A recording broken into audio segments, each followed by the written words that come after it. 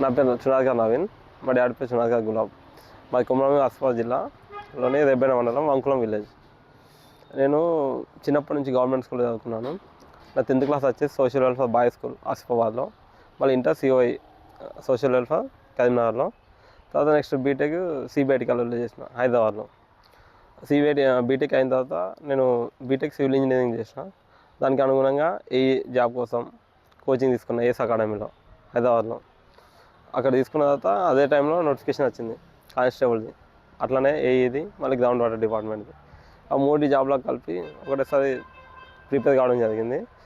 దాని పరంగా నాకు ఫస్ట్ జాబ్ వచ్చింది ఫైర్ కానిస్టేబుల్గా ఆసిఫాబాద్ డిస్ట్రిక్ట్లో.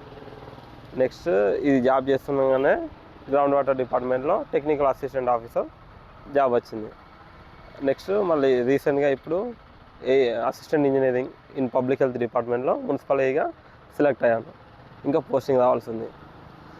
మా ఇంట్లో ఫ్యామిలీ వాళ్ళందరూ సంతోషంగా ఉన్నారు. నా కుటుంబ సభ్యులందరూ ఆనందం వ్యక్తపరుస్తున్నారు. ఇంకా మంచి పొజిషన్లో మంచి జాబ్ కొట్టాలని కోరుకుంటూ ఇంకా ట్రై చేస్తానని చెప్తాను.